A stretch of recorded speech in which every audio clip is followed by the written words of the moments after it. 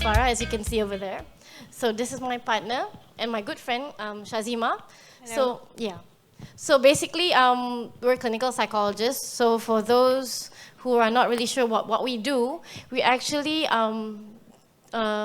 do work with individuals, either children or adults, with mental and developmental disorders. So I think for today, we're going to talk about mental health problems. Yeah, so it's mostly for adults. So we're talking about depression, anxiety, stress, and such like that. Yep. So today's topic, so we were invited to talk about, the challenges of being an entrepreneur. I think there's this view that entrepreneurs, when you start up a business, it's all fun and games. You look great. You have your own company. Oh wow, that person must be making money or got lots of money. But they don't realize the challenges of actually building up something from nothing, right? So I think Shah can share with us the first, what can happen when you're actually an entrepreneur. All right, before I get into that, I will share a little bit about the both of us. The both of us are also entrepreneurs. As 3 years ago, we decided to leave our secure job in the government sector, as we both met each other, and we thought, okay, let's open our own clinic. And little did we know that it entailed a lot of challenges, and we have been through basically this 3 years feels like 10 years to us. Yeah, exactly. And I think we've grown a lot during these years, and we have also faced a lot of challenges. So this is a talk by us based on our own experiences as well, and also what we have heard from other entrepreneurs, right, and also, of course, psychological theories and stuff like that. So one of the things that we realized being an entrepreneur, opening our own clinic, is that we realized that there is the never not working mentality that we have actually we have this mentality where every time, every minute of the day, you're about to sleep, you get up from sleep, any time of the day, you're always thinking about your own, what are you going to do next? There is no time for you to actually really relax, because every time you're thinking about new ideas and how do I make this work? How do I overcome the challenges that I'm going through at work? And what do I do next? And we realized that there was no time where we actually really sat down and, okay, I'm not really going to think about this. Every time we went, we're good friends as well. Yeah. So every time we went out, we would sit down and we would talk about something else, but we would go back to work. Talking about work. Yeah. We kept talking about work. Going back home after work, we would still be thinking about work. And there was no separation. Yeah, I think that was the first year, maybe a little bit right now. So at that point, I think some of the things that we were really concerned about, I think, was that we were basically on overdrive, over caffeinated, never really sleeping well enough, sleep deprived, and I think a lot of entrepreneurs actually go through this. Yeah, especially the new ones, I guess, because they're not really sure about what to do, because, it's let's just say it's your baby, it's growing up, so you got to be there all the time, you got to push it, you got to develop it. So sometimes you don't have that rest time. Okay, I'm not going to think about this right now, I'm just going to have coffee. Everything, like you're doing, whatever you see, it'll go and run back to your work. Yes, so that happened to us as well. So, you would think that we are clinical psychologists, we would know how to handle our own stress, right? So the thing was, we didn't realize, at some points, we didn't realize that it was very stressful. We thought, okay, this is normal and this is fine, but everybody seems to be okay. Maybe everybody else is okay. So how about us, right? Yeah. So, there was a time that I think even the both of us became burnt out, and we thought to ourselves, we are talking to people about mental health every day. We help people with depression, anxiety, those who are, at the verge of killing themselves and things like that, and yet, we're not really taking care of our own mental health, right? So that was the number one, one of the challenges that we had was that we never stopped thinking about work. any time during the day, any minute, every second, get up from sleep, that is the only thing that we think about. Yeah. So that's number one. Number two, it's about the uncertainty. So basically, you know, when you're working for someone, when you're like, for example, our cushy job at the government, you don't only think about, you know, whether I'm going to make money today, whether I'm going to like, you know, whether somebody's going to like, you know, buy something for me or my services are going to be valued. It's all about, yeah, I'm going to work. Yeah, I think, you know, it's going to be fine. I'm still going to have my pay next month and then the month after that and the month after that. But when, you know, you're doing your own thing, if you don't work, if you, you know, take a rest, sometimes for, you know, some people like us, we don't get things coming in, you know? So that is uncertain. So sometimes you're like, oh no, I've got, like for us, like, you know, lack of clients, you know, this month, or, you know, revenue's not going in, or it's not really high, too much expenses. So there's a lot of uncertainty. Am I still going to be here next year? You know, is somebody still going to see me? So there is a lot of uncertainty. And for some people, security is very important, right? Yes, and I would call it the fear of the unknown. Yeah. Because I think a lot of us do have projects, right? I mean, like once you have like started up and you already like, you know, you spend and you invest a lot of time, you invest a lot of money on it. But the thing is that you don't really know what the outcome is until it actually does happen. Right? So the risk in taking it, so the fear of the unknown is something very, very, very, very difficult for anyone to handle, especially for those in, you know, this line of work. Yeah, definitely. And sometimes when you're, you know, you're always constantly, you know, uncertain, not secured, it can bring about a lot of feelings of anxiety or maybe, you know, like high stress. And we all know if that is unchecked, it could get you, you know, some difficulties. So yeah, fear of the unknown has to do a lot with anxiety. So this would mean that, you know, you probably worry a lot. You probably have physical symptoms where you are, you know, you shake, you know, you have like jitters. You're probably not being able to like, some people even go to the extent of having panic attacks. And that's when they feel like they cannot breathe and they feel like they're having a heart attack. You know, because, yeah, they think that they're going to have a heart attack, but actually it's not a heart attack, it's a panic attack. And, you know, they keep constantly thinking about what's going to happen. Is this going to go right? Is this going to be okay? Those are like anxiety. Yeah, and then you think about the worst case scenario all the time because you got to prepare, right? If you don't get, you know, if you don't prepare, then just in case you might get into trouble. Yes. So that will bring about a lot of anxiety. Right. Yeah. So that's point number two. So point number three, I think one of the things that we think about, you know, when in this kind of things is you have to look perfect. That's this thing, you know, you got to present yourself well because, you know, it's your own thing, it's your company. So to sell, to be able to market, you got to look good. You got to, you know, look successful. So sometimes, you know, that creates a lot of anxiety as well, right, Shaz? Yes, that's right. So the thing is, I think it's about impression. It's called impression management. Yeah. So you got to actually look good in front of everybody else, look like you're put together, and that you're not falling apart. Yeah. And I'm sure among all of us here, those that have just started out, or you have gone through this where you have to look like you're fine, because that would probably mean that, you know, in front of your customers, and that will increase your credibility. If no one would want to invest in you if you're gonna fall, you're falling apart. Stability is important. Yes, and that is something that we also learned, that we always have to look put together, and we always look, you know, presentable. Nothing is going wrong. Everything's fine, and that's very hard. And that would bring us to the fourth point, which is isolation.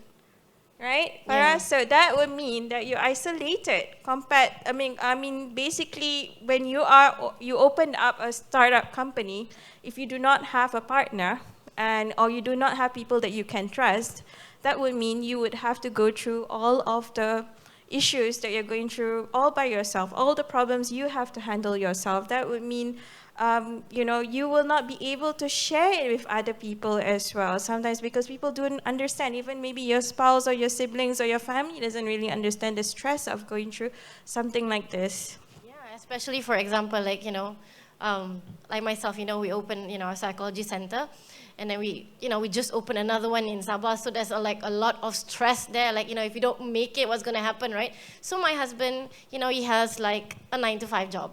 So he can sleep very well sometimes. Oh, tomorrow, fine, whatever. Do I want to go to work? Do I not want to go to work? Do I want to go for a holiday? And here I'm thinking, gotta go to work, gotta go to work. Make sure this, make sure that. So, and then he look at me and say, why don't you sleep? Relax, lah. So sometimes that happens. So you become isolated. You're like, you're not gonna understand what I'm going through. And sometimes the problems that you're facing may be something challenging for you, but another person probably does not understand the complexity or the level of distress that actually puts you in, right? Yes. So isolation, and for some of us, we're okay with isolation, but there are other individuals who need to have constant people around. And, when people are not around, it gets to you, right? It also has to do with working alone. I think it gets very, very, very lonely. Once you're a startup, it gets very lonely because you may not really have anyone around you at all. Maybe you're just a one-person, startup company, and you're gonna develop it from there. So it gets very lonely, and we have realized that we were just talking to Magic earlier on, and they were talking about their programs of entrepreneurship, and they were saying that, we have been trying to talk to all of our entrepreneurs about how to deal with the stress when it comes, and that they feel very lonely in the whole process of starting up. And how do they deal with that? They asked us, and we told them, yes, it is a very lonely journey. And we told them, like, it is very, very important that their mental health is kept. They are actually helped in their mental health by other people, and if they cannot get support, it's gonna be quite hard and tough. The thing that we would like people to understand is that usually when we see clients, our clients are always on this, most of the time is on a severe range. Okay, so usually there is this, I usually use this term where I say, this is a line, and this is the normal level, and this is the clinical level.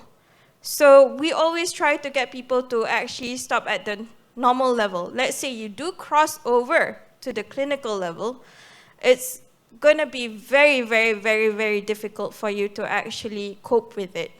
And that is when you know that, okay, it's time for you to actually get a mental health professional to actually help you out.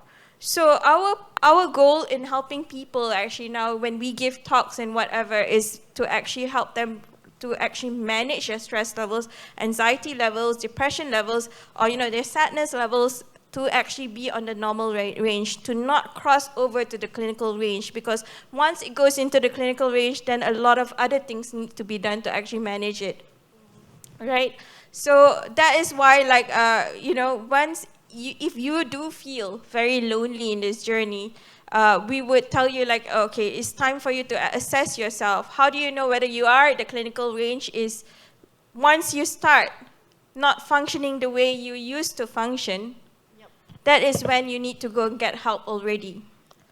That is something, once you start noticing that you don't do things the way you used to do.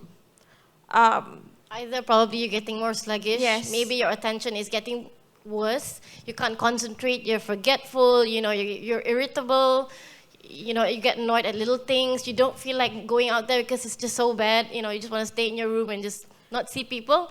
Those are the kind of things that actually, for example, your anxiety. If you start to have problems speaking in front of people, or pitching an idea, or it's giving you so much of anxiety or nervousness, that you cannot do it any longer, then it may be a problem, because previously you didn't have any of these issues.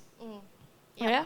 So for the last point, what can happen is sometimes, like, when you have your own thing, when you start up a company, when you're an entrepreneur, whatever you created, somehow it's a part of you, right? But sometimes it can overwhelm that you can become one. So what does that mean? So that means, for example, like, we have a psychology center, so let's call it WeCare. So, for example, if WeCare is doing good, if, I get a lot of money, a lot of clients, then, wow, it must be great because, ching ching is coming in, right? The money. But what if suddenly it's December and everybody's going for holidays? So obviously, a lot of people are going to visit the centers. And then somehow, my profit falls. Then I would think, oh my God, nobody's coming in to see me. Is it because of me? Am I bad? I should have seen this. I should have planned for this. What's wrong? So, it's not you. It's how your company is doing, but somehow that becomes one. You become your company. Your identity is merged together. So then, you feel the impact even more, right? Yeah. So there would probably be a lot of self-criticism, self-blaming. Your self-worth is directly linked to your company's worth. Yeah. And that is dangerous. That is very dangerous because there's no separation anymore. Yeah. Right? So those are the 5 points. So right now, what actually could happen if you have these difficulties is it may lead to depression, anxiety, stress, burnt out, and much more. So since we have a few minutes left, so the first thing you need to do is to know your strengths and weaknesses. Sometimes I realize as entrepreneurs, sometimes you think that you have to do everything perfect or amazing, or you got to know everything. So for example, when we started our company, I had no idea what business means. I don't know what all this jargon means. So I expected myself to know, and I expected myself to, okay, I'm going to read this book, and I'm going to get it. But I didn't, Financial part is not a good thing. Not something that I'm good at. So I get very stressed and frustrated. But I shouldn't. I should have just asked her, hey, Shaz, I don't understand. Can you help out? So it's knowing your strengths and Shaz weaknesses. didn't know too. Oh, yeah. So Shaz didn't know too. And Shaz, what did Shaz do? Shaz, actually, I asked for help. Yeah, she asked her accountant friend. So that was I asked my accountant friend, what does that mean? What does that mean? I kept going on and on and on and on. I think she got tired of me, and she's still tired of me until today because I still ask her questions because some things are just out of my capacity. I still don't understand some things. But, at that point, slightly better than Farah, but we do learn. So the idea here is to know your strengths and your weaknesses. And if you're weak in something, don't try to do it yourself. Ask for help. Get someone who knows. If you have a huge social circle of friends, just figure out someone who actually knows what it means and try to get your help. Yeah. Which brings us to point number 2. What's that point number 2 again? Oh yes, okay, so almost forgot there. So the number 2 point is that what we learned is that you need to draw a line between your work and your personal time. This is very important because like we said, if you keep thinking about work every single time of your day, and you do not have any time for you to relax, trust me when I say that you will not know when it actually really hit you. Because sometimes what we realize is that entrepreneurs are very type A. If you know what type A means, type A personalities means that they are very driven, motivated. They always occupied themselves with some kind of work, and that would mean that they probably wouldn't really realize it, that they are actually on overdrive, and they are really working too much. Yes, and waiting to burst, and at some point they may actually burst. And when they do, it's going to affect the business, obviously, family relations and things like that. So we don't want to get it there. Yes. So that is a very important thing that I think a lot of people should actually, and if you are at that point and you really do not know how to separate it, maybe you can come and ask us after this on how to actually do that, because every individual is different, and what works for them is also different. Yep. But we would just give you a general idea that you have to make time just for yourself and not to think about work. Yeah.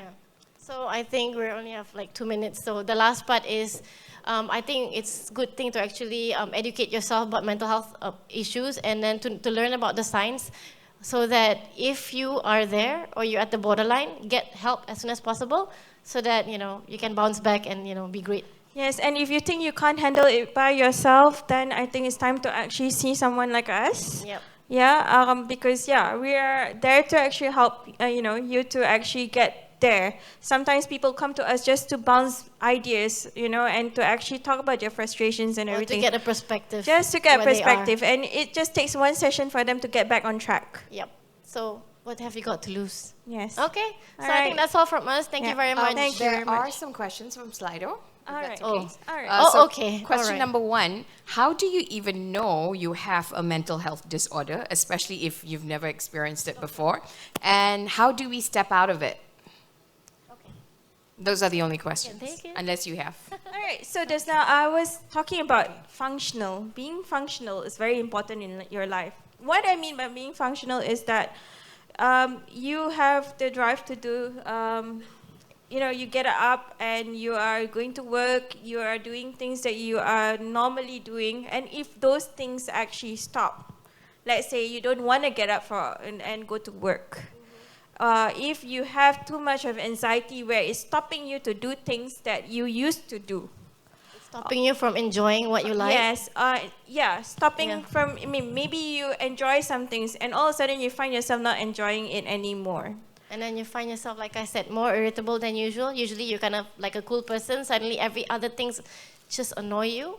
So that is a Those sign are as well. some signs and symptoms. So usually you notice, or other people, maybe you would notice it, but other people say, hey, what's wrong with you? You're usually cheerful and blah, blah, blah, what's going on? Yeah, or some, That would probably be an indication that something is going on. So if it's a disorder, like I said, if really, really bad, then you would know that your functional level has really dropped. we have things some are clients. not- We yeah. have some clients who actually don't really want to get out of bed. We have some clients who just sit on the sofa for 2 weeks straight, just go to the toilet, and that's that. They start forgetting, like I'm a mom of 2 kids. So and my kid is important. But for some of my clients, they start to, nothing is important already. All I want to do is sit on the couch and just do nothing. I just cannot think. I just don't want to think. So I start to actually let go of my responsibilities and not really caring about the consequences. So things like these little things, it tells you when. And also, I think anxiety is perhaps something that is overlooked among entrepreneurs, because I think a lot of anxiety would be involved in the work that we do. So I would say that, once you start noticing that, you are you're worried about something way too much. Every single minute you're probably, or day, you keep thinking about something again and again and again, and you're too nervous to actually do something, or you have problems speaking to other people, you have problems, doing something, then you know that something's going off. Yeah. And how to get out of it? I guess it comes with self-awareness first. Do you notice there's some changes in yourself? Number one, and how bad is it? And then if you can't handle it, tell someone about your difficulties, or come straight to a mental health professional like us. Yeah. I think one more point that I gotta put out there is sometimes how you know you're actually having some difficulties is when you feel really bad about yourself. Because usually, when you start something new, you're so excited, so happy. But when you start feeling that, I'm worthless, why did I do this in the first place? I might as well just, I just suck. I'm a bad this, I'm a bad that, So when you start that much of doubt, it is time to actually check in with us. Yeah. Okay, there's one more question there, and that's it. That's all the time we have for. Your question, sir? If you can just shout out.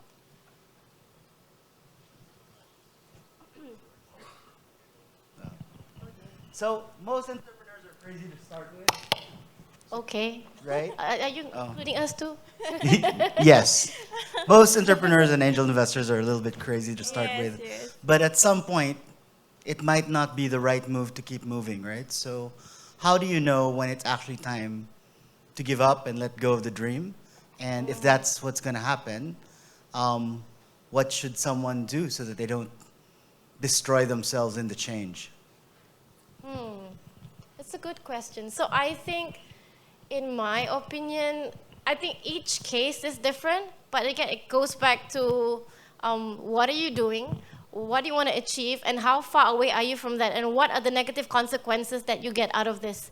I mean, one of the things I told my client, because I had a client who says, I want to quit my job and I want to open something, but if I open something, then I might lose that stability. But if I don't open something, and I'm going to be bored, stuck in that old job forever and ever for the rest of my life. So I told him, okay, so the first thing you got to think about is practicalities. Can you afford to do this? Do you, mentally, do you have anybody you actually, you're responsible for? Do you have an idea? And I think at the end of the day is what do you give yourself a timeline? I think that's the thing that is very important, because sometimes people just go through it.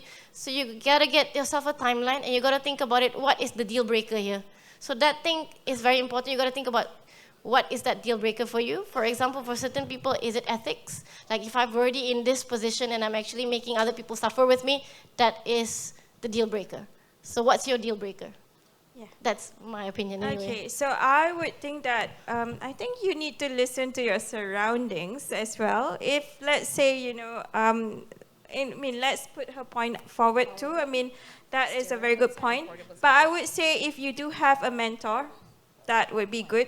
Listen to your surroundings. Ask the person, what do you think I should do? And if you are not doing very well personally, as in, how your mental health is, how your health is, because, if it's affecting your health that much, and, it's affecting people around you already, maybe that is an indication that it's time to stop. So it goes back to your health and safety and, what are you securities. sacrificing? Yeah. And is it worth it or not? Yeah. So that's only something that the person can answer. Yeah. But thanks for the question. It's a good one. Right.